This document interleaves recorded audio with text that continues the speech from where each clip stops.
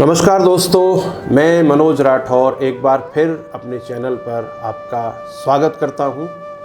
और आज हमारे साथ हैं अभिनेता, रंगकर्मी, निर्देशक और इप्टा मथुरा के अध्यक्ष श्री योगेश शर्मा जी। नमस्ते सर। नमस्ते जी मनोज जी, आपको और आपके सारे दर्शकों को मेरी तरफ से नमस्कार। तो सर, आपका स्वागत है हमारे चैनल पर और बहुत सारी बातें हम आपसे करने वाले हैं।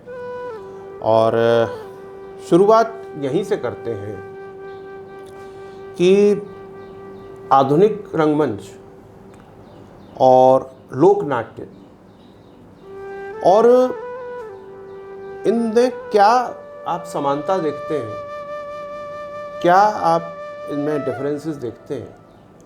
और समय के साथ, क्योंकि आज बहुत कुछ बदल गया, तो जो हमारे लोकनाट्य हैं वो कितने अभी तक जीवित हैं, कहाँ तक बदलते समय में आज मोबाइल का युग आ गया, चीज़ें आ गई, शॉर्ट वीडियोस बन रहे हैं, रील्स बन रहे हैं, तो लोकनाट्य में किस तरह लोगों की रुचि ख़त्म हो रही है और उनको जीवित रखने के लिए क्या किया जा सकता है, इन विषयों पर थोड़ा सा शुरुआत करते हैं।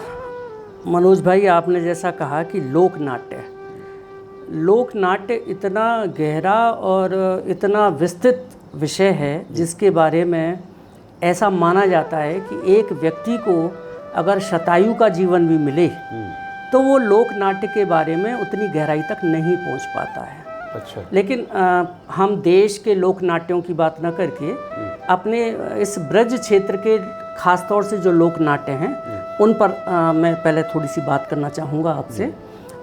हमारे यहाँ का ब्रज का एक बहुत प्राचीन लोकनाट्य जो पूरे देश और दुनिया में जाना जाता है, महारास और रासलीला, जो कृष्ण से संबंधित। अच्छा, ये महारास और रास में कुछ डिफरेंस है? बिल्कुल बिल्कुल। रासलीला में कृष्ण के बाल रूप से लेकर के युवावस्था तक की जो घटनाएं घटी हैं उन सब को लेकर के एक नाट्य रूप में मंचित किया जाना रासलीला है, जिसमें संगीत भी होता है, नृत्य भी होता है, संवाद भी होते हैं, अभिनय भी होता है। वो कृष्ण के चरित्र को लेकर के विशेष रूप से प्रदर्शित किया जाता है और उसमें बचपन से लेकर युवावस्था तक की उनकी सारी लीलाएं होती हैं। लेकिन जो महारास है, महारास का जो उद्भव है, अगर हम ये माने तो जब कृष्ण की बांसुरी से गोपियां सम्मोहित हो गईं।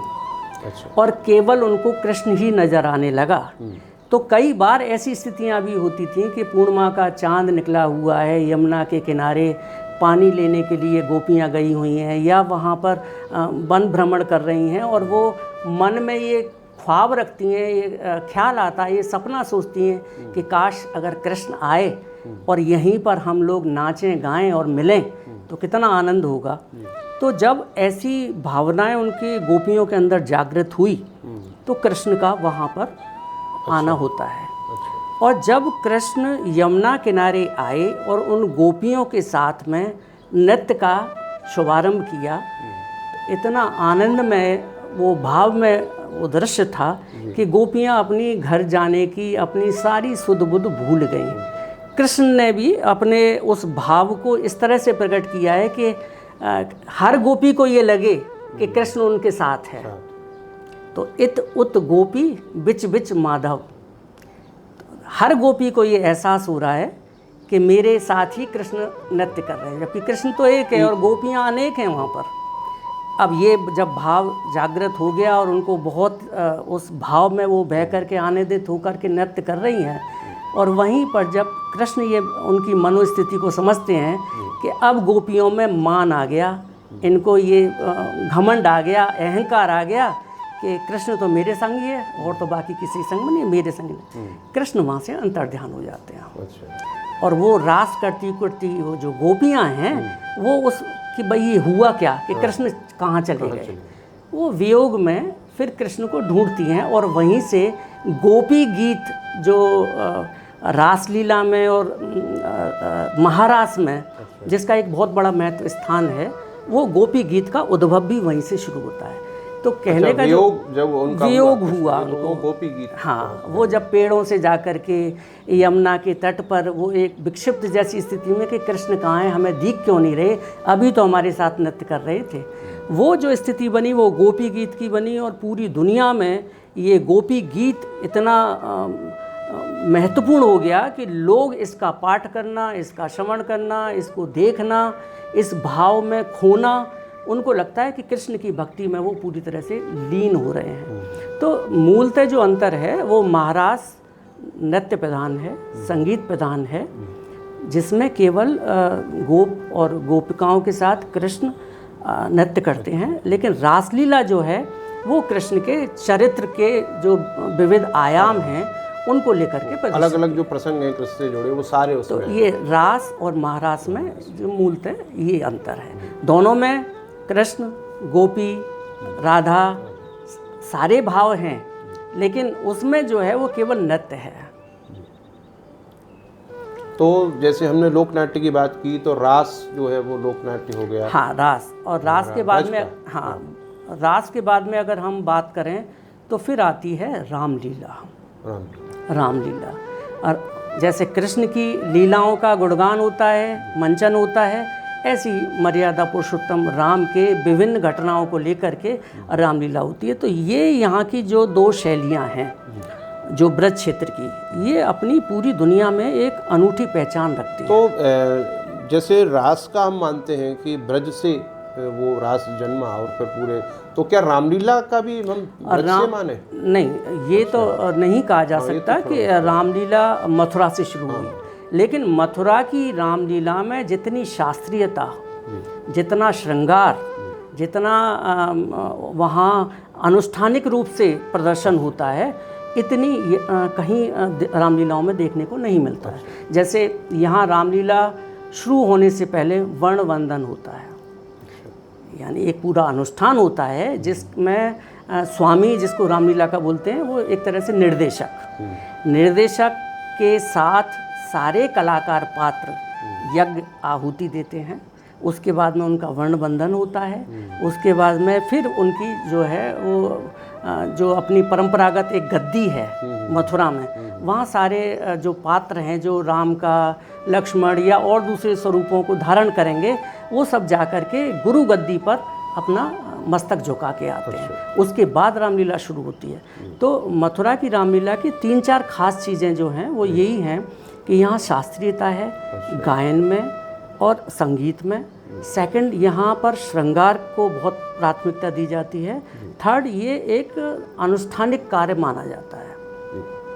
ये विशेषताएं यहाँ मथुरा की रामलीला की। ये कहीं और की रामलीला में इस तरह से जैसे अयोध्या या और कहीं वहाँ देखा जाता है एक आध जगह पर, लेकिन मथुरा की रामलीला आसपास की जो शहर हैं या जो हमारे कस्बे हैं वहाँ की रामलीला से थोड़ी भिन्न है और इसकी एक अलग पहचान है और ये एक लंबे समय से यहाँ से चल रही है, तो इसलिए इसको स्थान मिला है।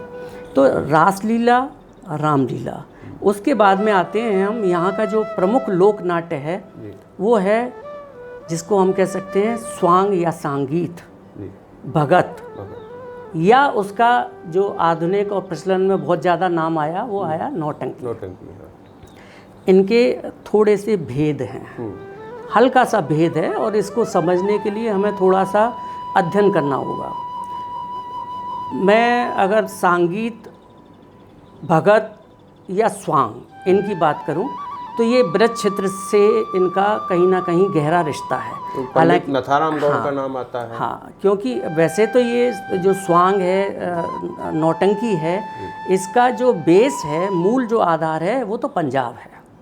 पंजाब से निकली है ये। लेकिन ये धीरे धीरे जहाँ कलाकार बहुतायत मिलते गए और जहाँ ये परंपरा और सामाजिकता में आ गई, लोगों के एक मनोरंजन का साधन बन गई, तो वहाँ पर इसका रूप भी अलग अलग हो गया। तो जैसे आपने बताया कि नथाराम गौड़ जो हाथरस के थे, वो ऐसा मानते हैं आज भी कि वो संगीत सम्राट थे, जो खुद बहुत अच्छे स्वांग यानी संगीत लिखते भी थे और खुद बहुत अच्छा मंचन भी करते थे, और ऐसे कलाकार थे। अच्छा, लेखक और निर्देशक दोनों थे, और उसके बाद में कलाकार भी थे। अच्छा, अभिनेता भी थे। और वो वक्त वो था जबकि मंच की और लाइटों की और ऐसी सुविधाएं उपलब्ध नहीं थी। तो पहले स्वांग लिखना, उसको तैयार करना, तेल वाले गैस के और वो गैस के हंडों में उसका प्रदर्शन करना, फिर उसका भी एक और बड़ा जो रूप जो सुनने में ऐसा लगता है कि क्या युग था, 4 मंजिल का स्वांग, 3 मंजिल का स्वांग। अब आप पूछेंगे कि 3 या 4 मंजिल का स्वांग से तात्पर्य क्या है? मंजिल से तात्पर्य है कि अगर कोई स्वांग जो 3 घंटे की समय अवधि के लिए लिखा गया है या 3 घंटे में मंचित हो सकता है, अच्छा, तो वो 3 घंटे में हो सकता था। लेकिन क्या था कि आज के दौर में तो हमारे पास में ये ध्वनि विस्तारक यंत्र हैं, माइक और ये सब कुछ है। एक ज़माना था जब इस तरह की कोई सुविधाएं तो थी नहीं। हालांकि कलाकार वो गाते ही इतने ऊंची आवाज़ में थे, इतने स्वर में थे कि वो हजारों की भीड़ नहीं, आसपास के गांव तक नक्कारे की और उनकी ध्वनि पहुंच सके।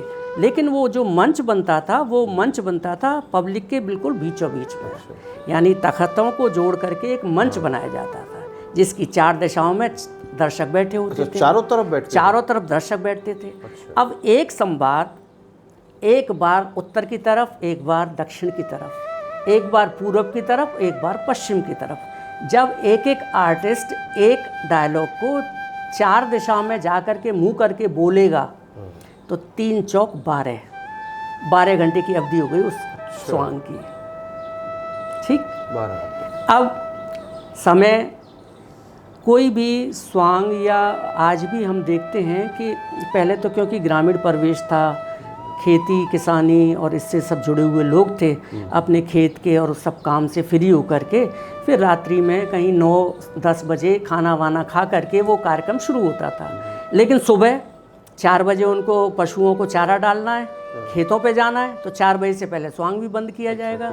तो वो 3 घंटे या 4 घंटे का एक दिन स्वांग हो गया 30%, अगले दिन फिर 30%, अगले दिन फिर 40%, तो 3 मंजिल का स्वांग हो गया। अच्छा, वो ये जैसे एपिसोड हो गए उसके अलग अलग, आज फिर कल उससे आगे, फिर कल उससे आगे। लेकिन देखिए, नथाराम गौड़ के बारे में ऐसा कहा जाता है कि जब वो स्वांग करते थे और वो देखते थे कि अब सुबह होने को आई और लोग, अगर मैं करता रहूँगा तो लोग नहीं टिकेंगे क्योंकि घरों के काम करने हैं, तो वो अपने स्वांग को करते करते ये देखते कि हाँ भाई टाइम हो गया, तो जैसे समापन की घोषणा होती है तो बोले अटल छत्र की जय।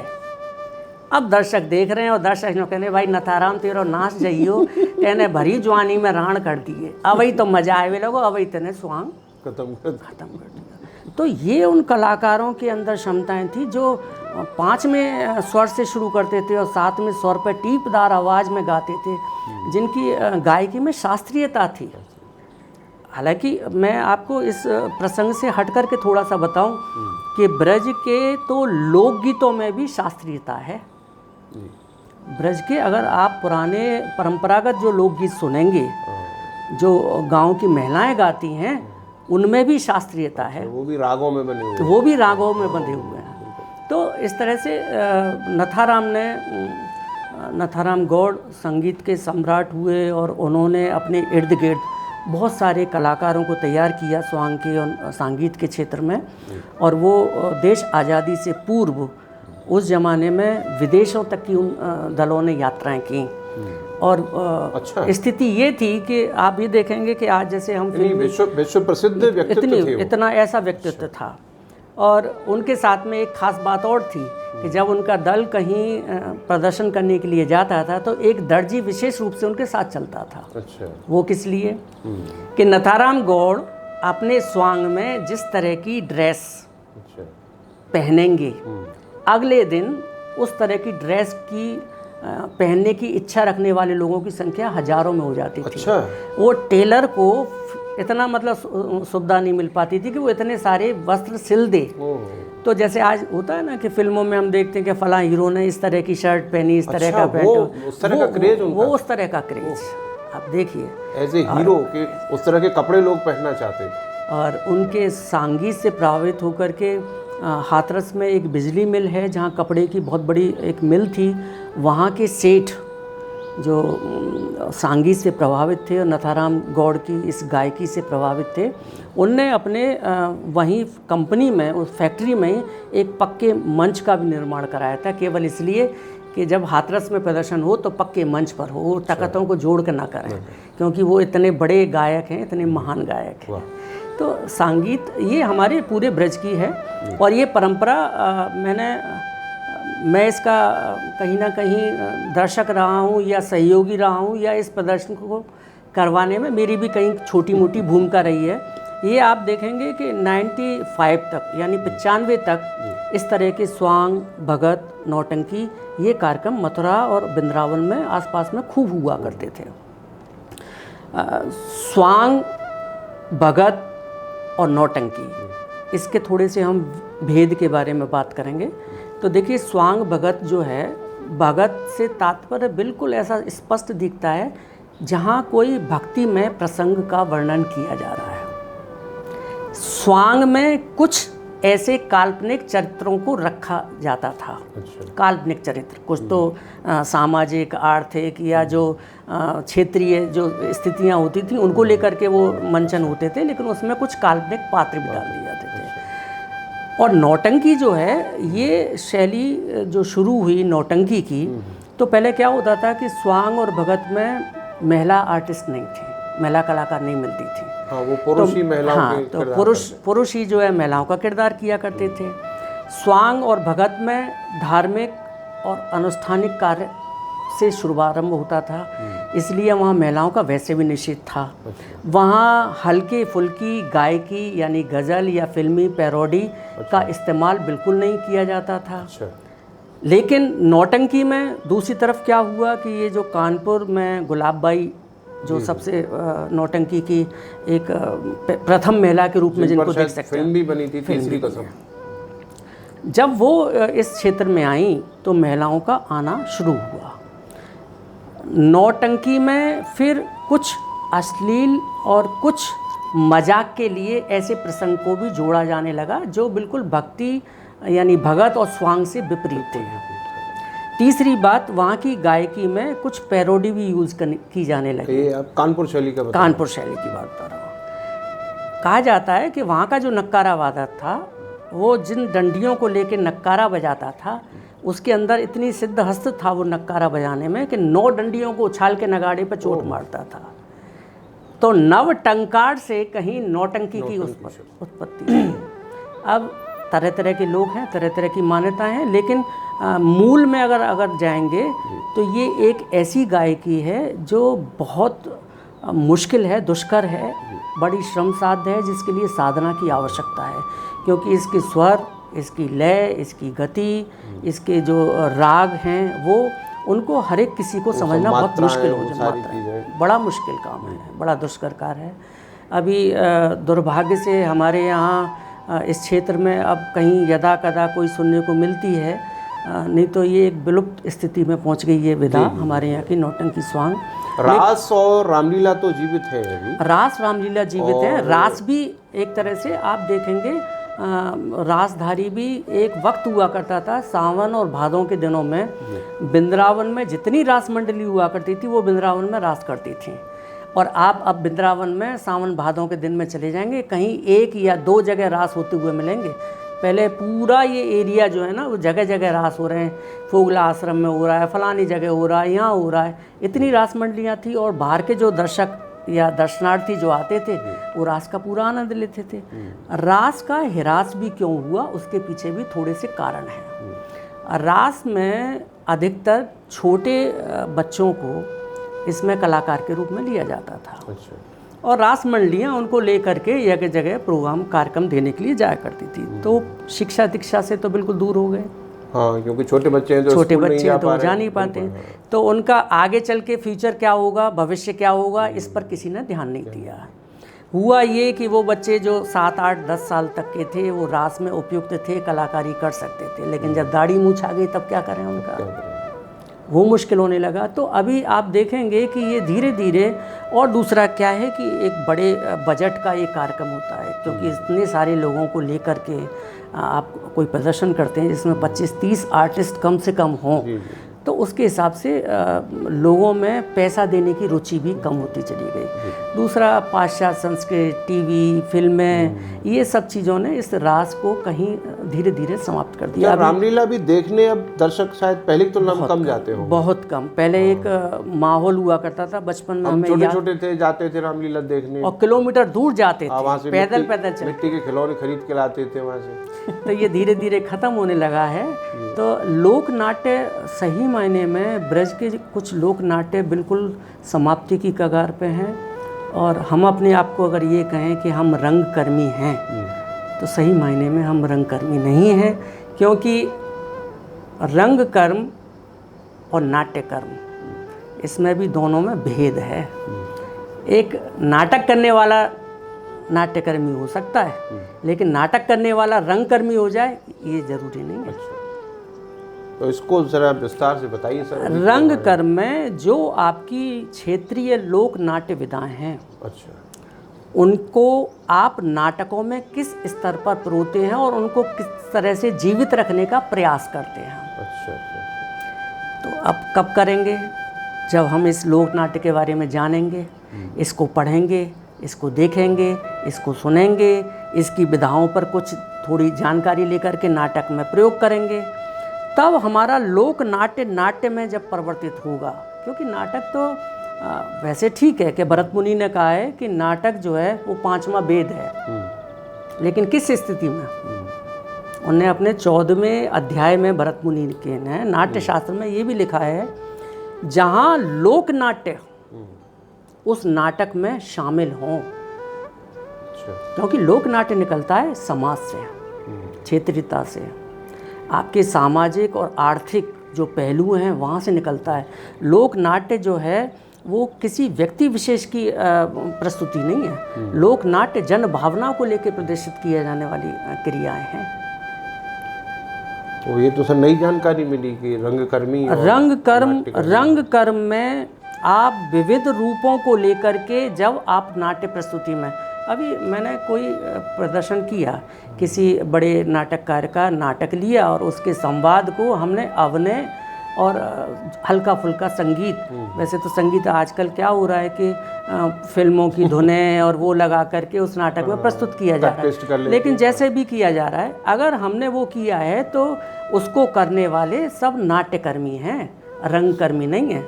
रंगकर्म वो है जिसमें आपने कोई नाटक लिया, उस नाटक में आपकी क्षेत्रीय जो विधाएं हैं उनको किस तरह से आपने समाहित किया और उस नाटक को किस तरह से आपने लोक विधाओं से जीवंत किया।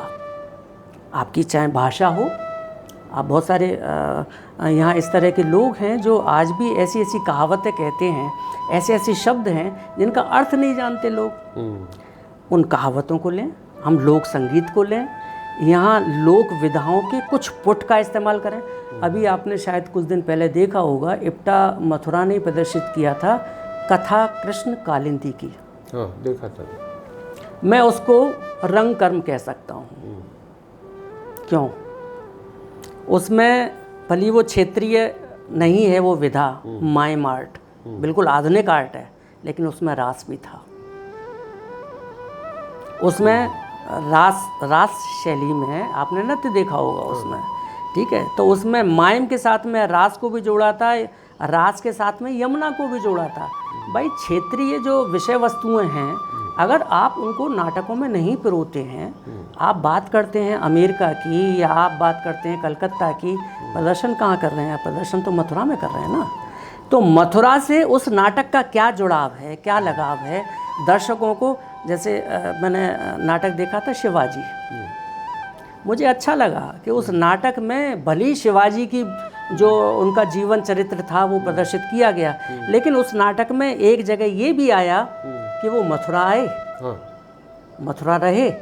तो उसको मतलब दर्शकों को ये महसूस हुआ कि शिवाजी हमारी भूमि पर भी आए, एक जुड़ाव होता है। तो जब तक आप नाटकों में क्षेत्रीय विषय वस्तुओं को नहीं लेंगे, लोकगीत को, लोक संगीत को, लोक नाट्य को समाहित नहीं करेंगे, पूर्णतः वो रंगकर्म नहीं है, वो नाट्यकर्म है। नाट्यकर्म करिए, ठीक है। आधुनिक नाटक खूब हो रहे हैं, बड़ी बड़ी एकेडमियां हैं, बहुत बड़े बड़े डायरेक्टर हैं, वो कर रहे हैं। अभी आप बता रहे थे नौटंकी का कि चार तरफ का स्टेज होता था, तो दिमाग में एक चीज़ चल रही थी कि एनएसडी और बड़े बड़े इंस्टीट्यूट्स में जो थ्योरी पढ़ाई जाती है स्ट्रीट थिएटर की, बर्टोल्ट ब्रेख्ट का नाम और वो आता है। अब ये नथाराम गौड़ और ये लोग तो उस फॉर्म में, मतलब तो इनका नाम कहीं नहीं आता वहाँ उस सिस्टम में। मेरी शिकायत नहीं है, पर ऐसी दिमाग में आई वो चीज़। देखिए, दो चीज़ है, मेरा अपना ऐसा मान्यता है, ये जो कला क्षेत्र है इसमें दो तरह से काम किया जाता है। एक तो होता है साधना करके सिद्धि को प्राप्त करना, और एक ये है कि आप आयोजन कर रहे हैं, उससे प्रसिद्धि पाना चाहते हैं। अब ये अलग अलग तरीके हैं। कुछ लोग अपने जीवन में बहुत कुछ नहीं करते, लेकिन वो इतनी बड़ी उपाधियों को, इतने बड़े पुरस्कारों को, सम्मान को प्राप्त कर जाते हैं, उनके मुकाबले जिस क्षेत्र में जिन लोगों ने साधना की, सिद्धि प्राप्त की, उनको कोई जानता भी नहीं है। मैं मथुरा में भी ऐसे हालात देखता हूँ। गोपाल प्रसाद व्यास एक बहुत बड़ा नाम है ब्रज के लिए, जिन्होंने काम किया, ब्रज कला संस्कृति और उसको दिल्ली तक में उनने स्थापित किया। उनकी एक पुस्तक है ब्रज विभव, वो मेरे पास भी थी, और वो मेरे हिसाब से 87-88 में वो पुस्तक उनने प्रकाशित की थी दिल्ली से। उसमें लगभग 150 पौने 200 उसमें लोग हैं जिन्होंने अपने लेख लिखे हैं, विद्वान अधिकारी, और वो भी पूरे हिंदुस्तान के विद्वान अधिकारियों में से गोपाल प्रसाद मुदगल जी ने, गोपाल प्रसाद व्यास जी ने उसमें से छांट के लिखा है। लेकिन मुझे नहीं लगता कि ऐसे साधना करने वाले सिद्धि पुरुष, जिनको कोई भारत सरकार के किसी विभाग में, शिक्षा विभाग में, न तो उनकी कहानियों को, न उनके उपन्यासों को, न उनकी कविताओं को पढ़ाया जाता है, न उनको कोई बहुत बड़ा सम्मान मिला, न उनको कहीं किसी तरह की कोई और सहायता मिली, न कोई उनके नाम से भवन बने। लेकिन कुछ लोग जो केवल प्रसिद्धि के लिए काम कर रहे थे, उनने अपनी जोड़ तोड़ करके वो सब उपाधियाँ ग्रहण कर ली। तो ये शुरू से होता है, ये शुरू से। सूरदास ने किसी उपाधि के लिए काम थोड़ी किया था, किसी सम्मान के लिए काम थोड़ी किया था। लेकिन सूर तुलसी शशि, आज भी सूरदास काव्य क्षेत्र में सूर्य के समान है। बाकी तुलसीदास को भी बता दिया कि चंद्रमा है। तो ऐसे महान कवियों को, जिनकी कर्मभूमि रही, जिनने इस भाषा को लेकर के काम किया, क्या चमत्कार है। मैं विषय से हमेशा भटक जाता हूँ बातों में। नहीं, अच्छी बात है। लेकिन ये प्रसंग बस आ गई बात। आपने सुना होगा वो मैया मोरी मैं नहीं माखन खायो। आप देखिए कितना चमत्कार है उनके उस पद में कि मैं ने ही माखन खायो और मैं नहीं माखन खायो। चमत्कार। बहुत सारे ऐसे ब्रजभाषा के शब्द और ऐसे कवि यहाँ हुए जिन्होंने कभी किसी पद, प्रतिष्ठा, पुरस्कार के लिए कोई चाहत नहीं की, उन्होंने साधना की है। उनने वाकई वो ब्रज के पुत्र हैं। ऐसे लोगों को मेरे गुरु, जिनको श्री रामनारायण अग्रवाल जी, जो उत्तर भारत के सबसे बड़े प्रकांड विद्वान थे ब्रज की लोक विधाओं, संगीत पर उनकी एक पुस्तक भी बड़ी चर्चित है। कई उनकी पुस्तकें हैं, लेकिन संगीत एक लोक नाट्य विधा, वो उनकी बहुत चर्चित पुस्तक है।